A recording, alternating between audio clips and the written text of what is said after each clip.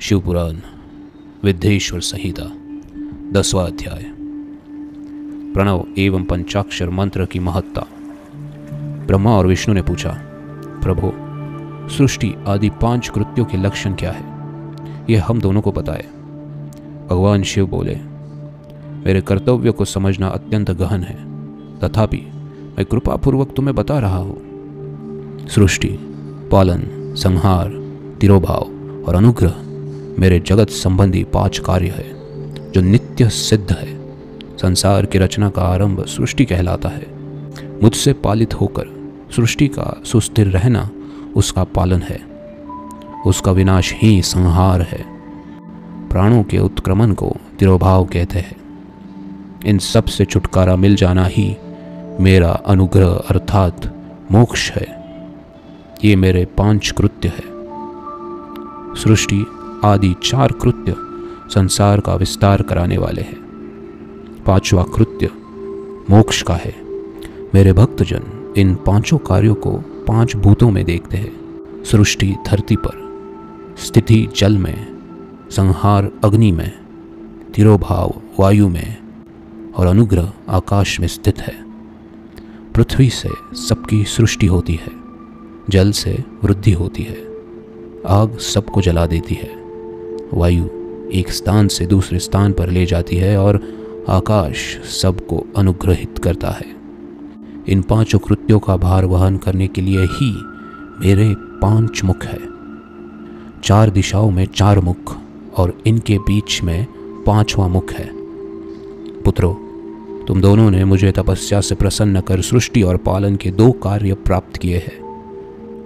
इसी प्रकार मेरे विभूति स्वरूप रुद्र और महेश्वर ने संहार और तिरोभाव कार्य मुझसे प्राप्त किए हैं, परंतु मोक्ष मैं स्वयं प्रदान करता हूँ। मैंने पूर्व काल में अपने स्वरूप भूत मंत्र का उपदेश किया है, जो ओंकार रूप में प्रसिद्ध है। यह मंगलकारी मंत्र है। सर्वप्रथम मेरे मुख से ओंकार प्रकट हुआ, जो मेरे स्वरूप का बोध कराता है। इसका स्मरण निरंतर करने से मेरा ही सदा स्मरण होता है। मेरे उत्तरवर्ती मुख से आकार का, पश्चिम मुख से उकार का, दक्षिण मुख से मकार का, पूर्ववर्ती मुख से बिंदु तथा मध्यवर्ती मुख से नाद का प्रकटीकरण हुआ है। इस प्रकार इन 5 अवयवों से ओंकार का विस्तार हुआ है। इन 5 अवयवों के एकाकार होने पर प्रणव ओम नामक अक्षर उत्पन्न हुआ। जगत में उत्पन्न सभी स्त्री पुरुष इस प्रणव मंत्र में व्याप्त है। ये मंत्र शिव शक्ति दोनों का बोधक है। इसी से पंचाक्षर मंत्र ओम नमः शिवाय की उत्पत्ति हुई है। ये मेरे साकार रूप का बोधक है। ये मेरे साकार रूप का बोधक है। इस पंचाक्षर मंत्र से मारुति वर्ण प्रकट हुए हैं, जो 5 भेद वाले हैं। इसी से शिरोमंत्र सहित त्रिपदा गायत्री का प्रकटीय हुआ है। इस गायत्री से संपूर्ण वेद प्रकट हुए और उन वेदों से करोड़ों मंत्र निकले हैं। उन मंत्रों से विभिन्न कार्यों की सिद्धि होती है।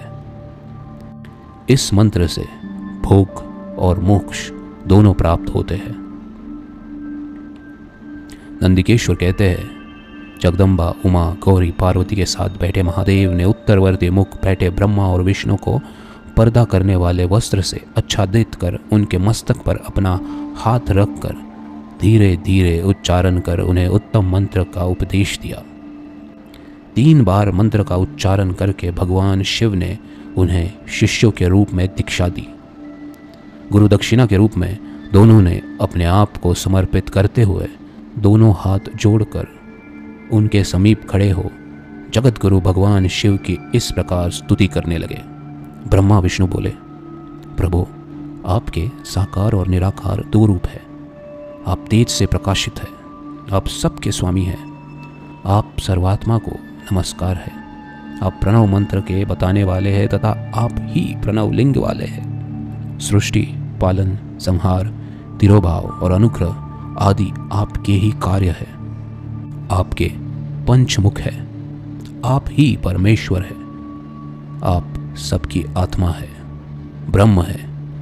आपके गुण और शक्तियाँ अनंत है। हम आपको नमस्कार करते हैं। इन पंक्तियों से स्तुति करते हुए गुरु महेश्वर को प्रसन्न कर ब्रह्मा और विष्णु ने उनके चरणों में प्रणाम किया। महेश्वर बोले, आद्रा नक्षत्र में चतुर्दशी को यदि इस प्रणव मंत्र का जप किया जाए तो ये अक्षय फल देने वाला है। सूर्य को संक्रांति में महाआद्रा नक्षत्र में एक बार किया प्रणव जप करोड़ों गुना जप का फल देता है। मृगशिरा नक्षत्र का अंतिम भाग तथा पुनर्वसु का शुरू का भाग पूजा, होम और तर्पण के लिए सदा आद्रा के समान ही है। मेरे लिंग का दर्शन प्रातःकाल अर्थात मध्याह्न से पूर्व काल में करना चाहिए। मेरे दर्शन पूजन के लिए चतुर्दशी तिथि उत्तम है। पूजा करने वालों के लिए मेरी मूर्ति और लिंग दोनों समान है। फिर भी मूर्ति की अपेक्षा लिंग का स्थान ऊंचा है। इसलिए मनुष्य को शिवलिंग का ही पूजन करना चाहिए। लिंग का ओम मंत्र से और मूर्ति का पंचाक्षर मंत्र से पूजन करना चाहिए। शिवलिंग की स्वयं स्थापना करके या दूसरों से स्थापना करवाकर उत्तम द्रव्यों से पूजा करने से मेरा पद सुलभ होता है। इस प्रकार दोनों शिष्यों को उपदेश देकर भगवान शिव अंतर्धान हो गए। ये था शिवपुराण विद्येश्वर संहिता का 10वां अध्याय, प्रणव एवं पंचाक्षर मंत्र की महत्ता।